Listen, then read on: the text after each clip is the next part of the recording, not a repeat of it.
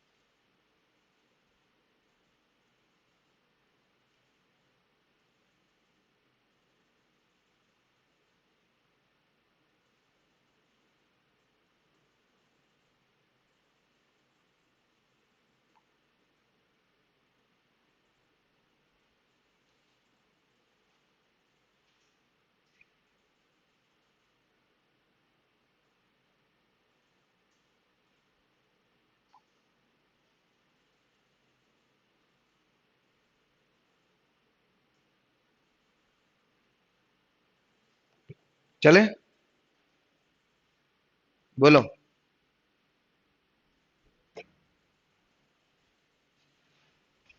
देखो हुआ क्या है, आपको ये तो सिंपल सी बात बोली है उसने, इलेक्ट्रॉन है has been accelerated through a potential difference of 1 volt. तो काइनेटिक एनर्जी कितनी हो गई होगी? 1 electron volt. So simple. Kinetic energy is equals to, kinetic energy is equals to work, work is equals to charge into potential. Charge कितना है? 1 E। Potential difference कितना है? 1 volt. तो ये काइनेटिक एनर्जी तो 1 इलेक्ट्रॉन वोल्ट बननी थी, तो उससे तो कोई बड़ी बात है नहीं। यानी ये एनर्जी ऑफ द पार्टिकल हो गई। इतनी एनर्जी से जब फेंका गया, यही उसकी एनर्जी है। अकेला एक पार्टिकल है तो उसमें कोई अट्रैक्शन अट्रैक्शन तो होगी नहीं, तो उसकी ये आपको जो दी गई है ये है एनर्जी ऑफ पार्टिकल। ये क्वेश्चन देने का मतलब ही यही था कि आप में से बहुत सारे गरीब लोग ये सोचने बैठ जाते हैं, आप में से बहुत सारे गरीब लोग ये सोचने बैठ जाते हैं कि ये काइनेटिक एनर्जी यानी ये E-V0 की वैल्यू है। हाँ तो वो गरीब तो हम ही है ना, है ना? अरे हाँ या ना? ठीक है, ये kinetic energy is the energy of particle, जिससे पार्टिकल आ रहा है, उसके आगे आपने पोटेंशियल बैरियर लगा रखा है। हाँ या ना बोलिए? अरे हाँ या ना बोलिए? तो एनर्जी ऑफ द पार्टिकल जो है वो उसके अंदर पोटेंशियल भी हो सकता है, मुझे नहीं पता, पर वो जो एनर्जी, वो पार्टिकल है जिस एनर्जी से वो इंसिडेंट कर रहा है, क्योंकि एक ही पार्टिकल है, एक पार्टिकल पे और कोई फोर्स लगेगी नहीं, तो यानी कोई पोटेंशियल एनर्जी और कोई होगी नहीं, उसके पास जो भी है वो क्या है? Kinetic energy. और वो जो काइनेटिक एनर्जी है उसकी वैल्यू है 1 electron volt. Am I clear और नॉट? और वही एनर्जी है। क्लियर है कि नहीं क्लियर है? अरे हाँ या ना बोलिए? तो ये ई की वैल्यू हो गई है 1 इलेक्ट्रॉन वोल्ट, और पोटेंशियल बैरियर कितना है? तो E is energy of particle, V not is potential barrier. It is not the force in between, yeah, it is not the potential energy of the particle, it is the potential energy of the barrier। अरे clarity है कि नहीं clarity है? ये बहुत बड़ा difference है, paper में पक्का नहीं पता लगता, ये तो मेरी गारंटी है आपसे। अरे हाँ या ना? अब समझ में आया कि नहीं आया? देखो ये चीज जो अभी तक यहां तक लिखी थी वो तो अंडरस्टूड था इतनी बात से, हम समझ ना पाए वो अलग बात है। मैंने बोला ना charge work Q into V होना था, ये तो ये होना ही था, वो उसने दे दिया। पर ये एनर्जी ऑफ द पार्टिकल है, ये क्या है? Energy of the particle. तो E की वैल्यू 1 इलेक्ट्रॉन वोल्ट आ गई, आगे की नहीं आई? वी नॉट की वैल्यू 2 इलेक्ट्रॉन वोल्ट है। ये कौन से वाला केस है? E is less than V not, tunneling वाला केस है भाई। अरे हाँ या ना? अरे कौन सा केस है? तभी तो वो पेनिट्रेशन डेप्थ की बात कर रहा है। पेनिट्रेशन होगा कब? टनलिंग में। अरे हाँ है ना? तो penetration depth is equal to 1 upon alpha. Alpha किसके बराबर है जी?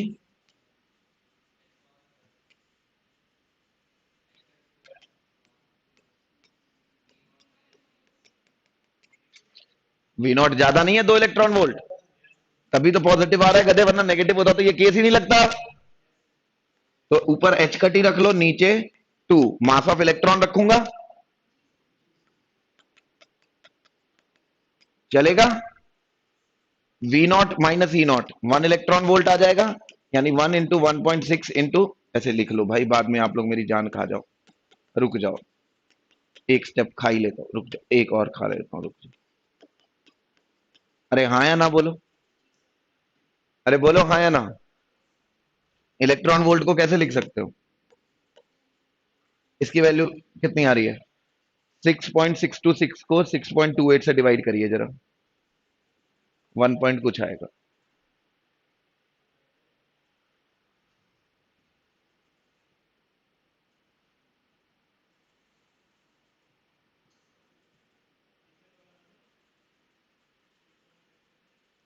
One point zero five five five 1.05509 है, 10⁻⁻34 जूल सेकेंड है ना।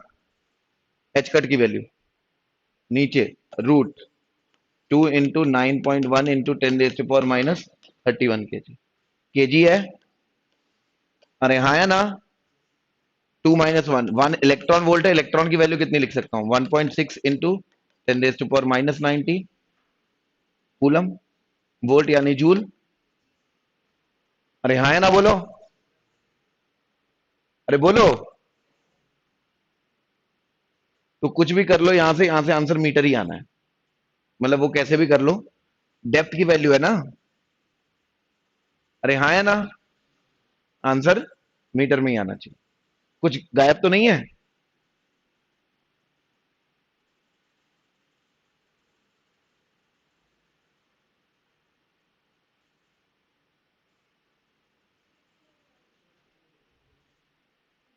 हाँ, 1.955 इंटू 10⁻⁻10 मीटर। तो इसको आप आसानी के लिए नियरली इक्वल्स टू 0.2 नैनोमीटर लिख सकते हो, हाँ या ना। -10 था ना। अरे चलेगा कि नहीं चलेगा? तो आपको ये सब करने की जरूरत नहीं है बच्चों, अरे चलेगा। एसआई यूनिट में पुट करो और आंसर अपना किस में ले जाओ, एसआई यूनिट। एक्स की वैल्यू है ना डी, तो मीटर में आ गई, तो 10⁻⁻। अरे क्लियर है कि नहीं क्लियर है? ये इसकी वैल्यू है। अरे बोल दो यार, अरे बोल दो, हाँ है ना। तो ये नैनोमीटर में जो आंसर है, ये पेनिट्रेशन डेप्थ आई है, क्लैरिटी है। पेपर में ऐसे ही सॉल्व करना है, हाँ है ना। तो आपको पता है एटम का जो साइज होता है वो एंगस्ट्रॉम में होता है, ये उसी के बराबर बराबर ही तो है, आसपास। अरे हाँ या ना, तो इतनी टनलिंग होती, मतलब इतनी पेनिट्रेशन कर जाता है, एटम तक को पेनिट्रेट कर जाता है। इसीलिए हम लोग इसको कहाँ यूज करते हैं, एटम को देखने के लिए स्कैनिंग इलेक्ट्रॉन माइक्रोस्कोपी में यूज करते हैं। कहाँ यूज करते हैं? उसमें क्या किया जाता है, एटम को देखा जाता है। कैसे देखा जाता है? ऐसे एटम है, मतलब एटम की लेयर है, तो वहां पे एक टिप रखी जाती है, वो टिप गोल्ड प्लेटिनम किसी भी चीज की बनी होती, मतलब ऐसी चीजों की। जब वो इधर इधर लेके जाता है ऐसे ऐसे, अरे हाँ या ना, तो जितना बड़ा एटम होगा यानी जितना बड़ा बैरियर होगा, टनलिंग उसी हिसाब से होगी। तो वो जो टनलिंग की वैल्यू है वो कैलकुलेट करके वहां पे एक फिगर टाइप बनाई जाती है ऐसे, जिससे आप पूरे एटम को देख पाते हो कि भाई एटम अरेंज्ड कैसे हैं। स्कैनिंग इलेक्ट्रॉन माइक्रोस्कोपी ऐसे स्कैन कर रहा है, टनलिंग को स्कैन कर रहा है वो, कि कितनी टनलिंग हो रही है। कैसे पता चलता है? वो करंट से पता चलता है। तो जितना इलेक्ट्रॉन पास कर जाएगा उतना ज्यादा करंट आएगा। अरे हाँ या ना, तो ट्रांसमिशन करंट देखा जाता है। क्या देखा जाता है? Transmission current. वो करंट बैरियर की हाइट पे भी डिपेंड करता है, वी नॉट पे डिपेंड कर रहा है ना। तो वो वी नॉट कैलकुलेट हो जाती है वहां से कैलकुलेट होके, अच्छा एक वी नॉट यहाँ आई, एक यहाँ आई, एक यहाँ आई, एक यहाँ आई, एटम ऐसे होगा ऐसे होगा ऐसे होगा, तो ऐसे करके आपकी सरफेस बन जाती है। अरे क्लैरिटी है कि नहीं क्लैरिटी है?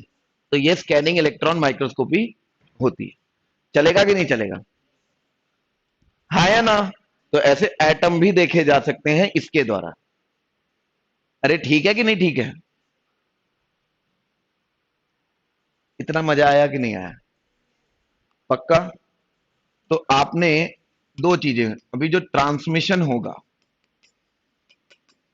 That will be directly proportional to B dash का स्क्वायर।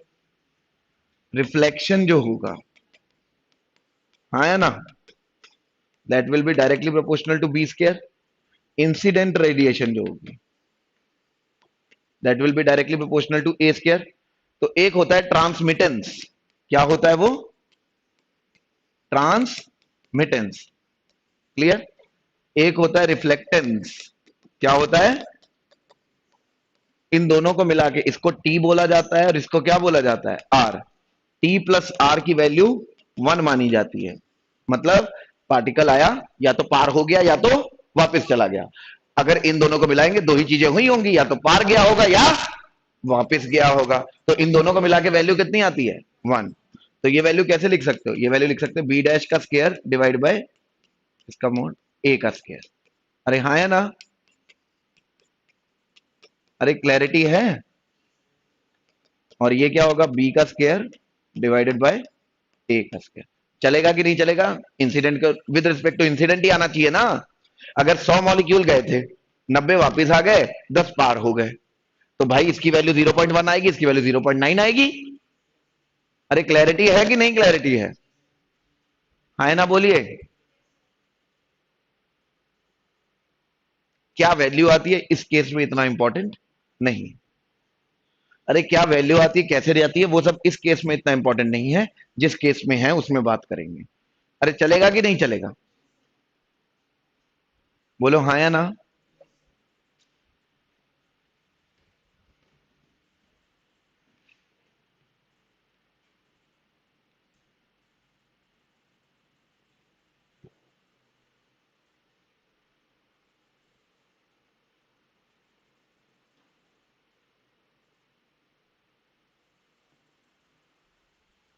सही लगा कि नहीं लगा अभी तक, अरे ये बात तो समझ में आई कि नहीं आई, पक्का।